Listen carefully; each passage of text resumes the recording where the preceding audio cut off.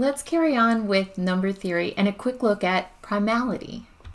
The topics in this will start with a quick review and then a look at primality and the fundamental theorem of arithmetic, followed by a look at the Sieve of Erastosthenes and the distribution of primes. So if we look in a vicinity of numbers, what is the likelihood that we'll come across another prime number? And this is given to us by the prime number theorem. And then a quick stab at why we should care about any of this. So first, a few quick reminders. And that is a definition of prime and composite numbers.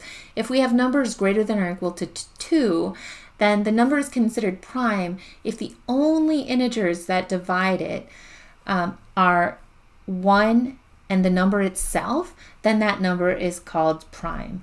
Otherwise, the number is called composite. So numbers greater than or equal to 2 that are divisible, that have other factors, they're called composite numbers.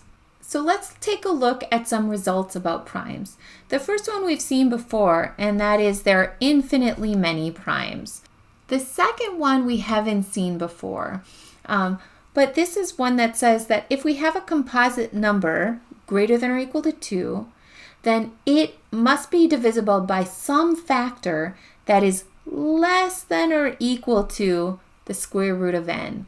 A corollary of this is that if we have a number that's greater than or equal to 2, it is prime if and only if none of those numbers between 2 and the square root of n divided. So what that means, if I want to show that a number is prime, I only have to check the numbers between 2 and the square root of n. So that gives me a bound on how far I have to look. So how far do we look then if we want to find out if a number is prime? For instance, if I was looking very closely at the number 100, how far do I have to look? Well, I said on the previous page that I only have to look at the numbers 2, 3, 4, all the way up to the square root of 100, which is 10. And so that limits what I have to look through quite drastically. And so, in fact, I can see that I happen to know that 100 is equal to 2 times 2 times 5 times 5, or 2 squared times 5 squared, 4 times 25.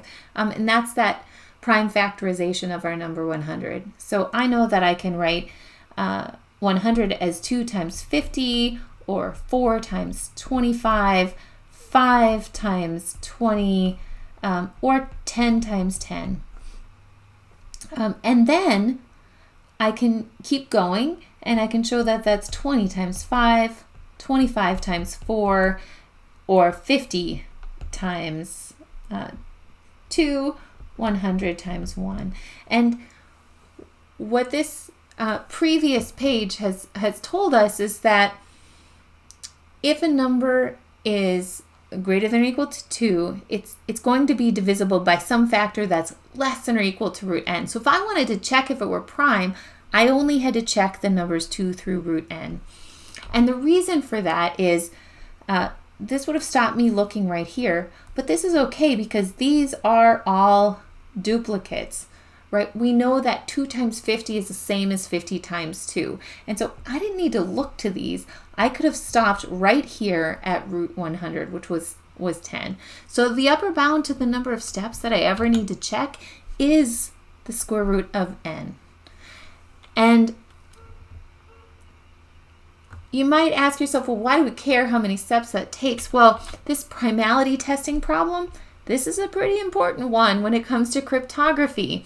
And so we want to know, there are certainly faster algorithms for primality testing, and those are going to require only polylogarithmically many operations. This one is a bit slow, but it has at least given us an upper bound to the number of steps that we need to follow to check if the number n is prime. So anytime you see a theorem with fundamental in it, it means it's pretty important. The fundamental theorem of arithmetic is a big one. And what it says is that every positive integer greater than 1 can be written uniquely as a prime or a product of two or more primes. And the unique piece is only true when those prime factors are written in order of non-decreasing size. Well, what does that mean? Well, let's take a look at some examples. If we look at the number 100, it means that we can pull out factors 2 times 25, which is 5 times 5. And no matter how we had looked at the factors that make up this number 100, if we put them in order of non-decreasing size, we would always get back 2255. 2 times 2 times 5 times 5, or 2 squared times 5 squared. And this is always going to be the case. It will always be unique. This becomes a thumbprint for these integers. So then the questions, I can't see immediately any factors of 641. And so I think to myself, well, maybe it's prime. And in fact, I know that it is. But if I wasn't sure, how many numbers would I have to check? Well, I would have to check all the numbers to up through the square root of 641, which is about 25 point something. And so I'm going to check all the numbers through 25, and I could show that none of those, 641 is not divisible by any of those. And so this number is prime. 999 can be written as 3 times 333, which is 3 times 111, which we can write as 3 times 37. And so this becomes 3 cubed times 37. 256, we see pretty quickly that's 2 times 128, which is 2 times 64, which is 2 times 32, 2 times 16, 2 times 8, 2 times 4, which is 2 times 2. And so this whole thing is equal to, and this carries on, 2 to the 8th. So long ago, people were interested in prime numbers, and there was a man named Erastosthenes who lived 200 BC. And at the time, he came up with a way to find primes, and it's called the Sieve of Erastosthenes. So this can be used to find all the prime numbers not exceeding a designated number. So if we want to start with the numbers between 1 and 100, the way the Sieve of Erastosthenes worked is, first of all, we know 1 is not considered a prime or a composite number, so we'll just cross that off. But the next thing we do is we take the first integer that isn't crossed off, and we say we're going to cross off all multiples of 2. And in this case, it's just all the even numbers. And because there's so many of them, we'll just go ahead and cross them off as such. And then we take the next integer that isn't a multiple of 2, so that's 3, and we say, well, that must be prime. And we look at all multiples of 3 and cross those off. So 6, 9, 12, 15, 18, 21, and so on. And one thing you'll note as we go through this list is that actually the multiples of 3 fall on these diagonal lines. And so I'll cross them off as we see here.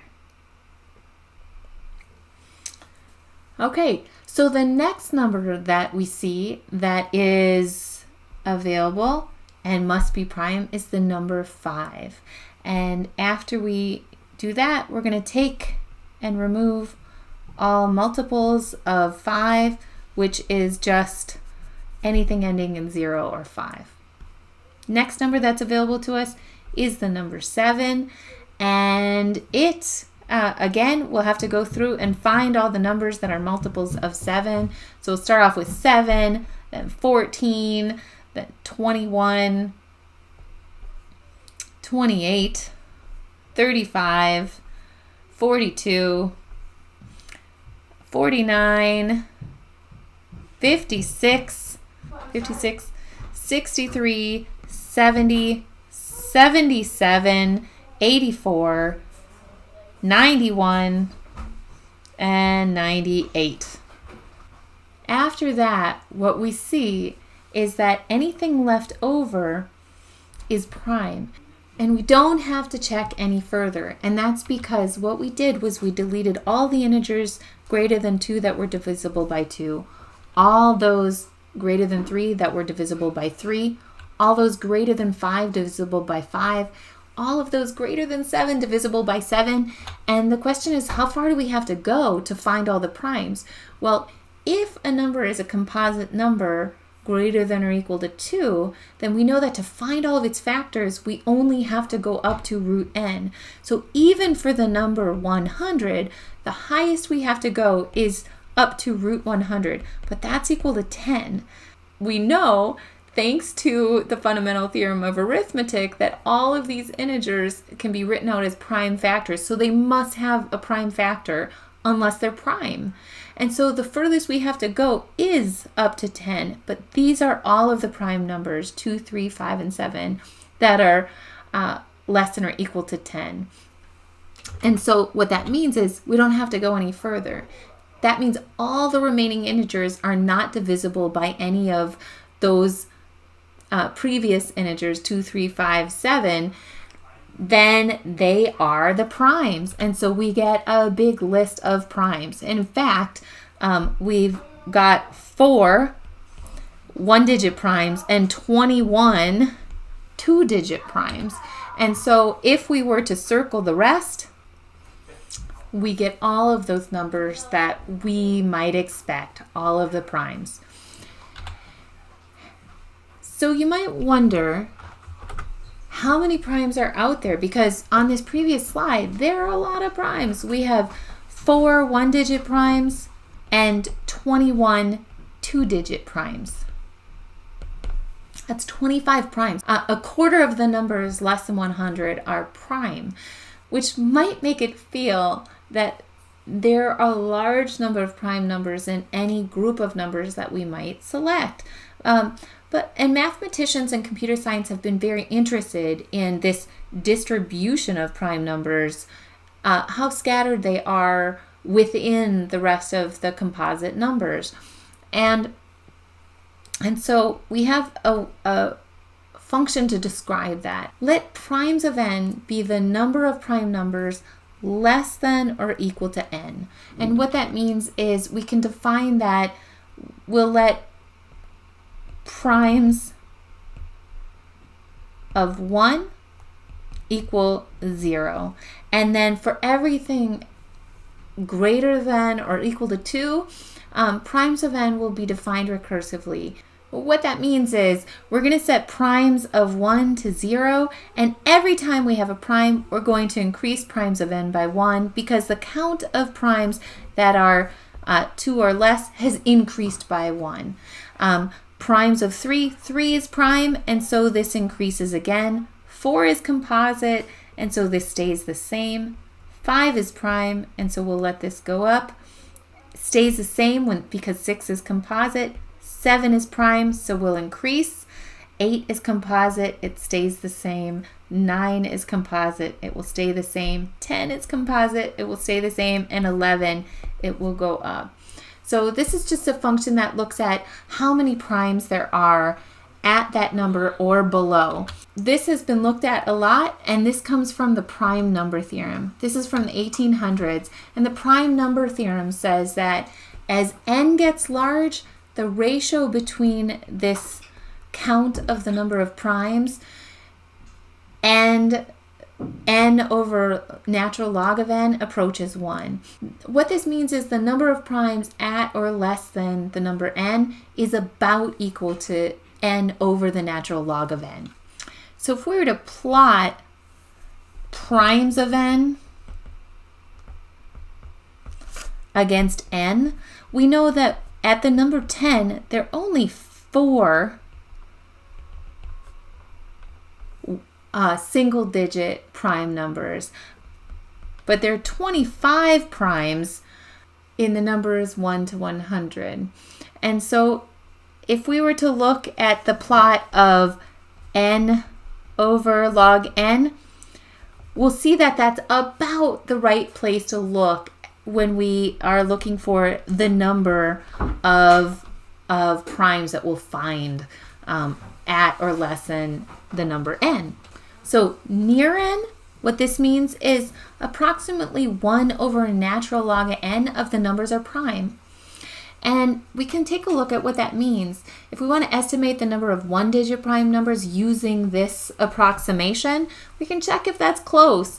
We know the number is 4, but this estimation tells us that the number of one-digit primes are prime numbers up to and including 9, which is approximately 9 over the natural log of 9, or about 4.1. Well, there actually are 4, and so that's a pretty good estimation. If we want to estimate the number of two-digit prime numbers, that's all of those numbers up to and including 99 minus the one-digit primes. And so this is primes of 99 minus primes of 9, which is about 99 over the natural log of 99 minus 9 over the natural log of 9, or about 17.4. There are actually 21, but this is getting close, and when we let n get really big, it gets even better. And so this is an interesting estimate if you wanted to find the number of primes that you might find in a vicinity. You can use this approach. So why should you care about that? Well, the RSA cryptosystem uses 2 prime numbers in its mechanism to encrypt and decrypt messages sent between 2 parties. So the larger the primes, the more secure the system would be. So how big should these primes be? We'll take a quick look at the RSA cryptosystem later, but if we choose numbers near 2 to the 2048th power, this is akin to a 2048-bit RSA key. This means that at that size, roughly 1 out of every natural log of 2 to the 2048th power numbers around that vicinity is prime. And so you can see that in the scale of things, this is a lot more than 25 out of 100. Our chance of picking a prime is decreasing as n gets larger. So part of why we should care, and we'll learn more about it next time. I don't know how many prime numbers are in an area, but I do know the chance of finding a kid in our house is big. So I'm taking over. Next time we will look at relations. Maybe I'll lead the video. I know a lot about relations. I have many BFFs. See you next time. Thanks for watching.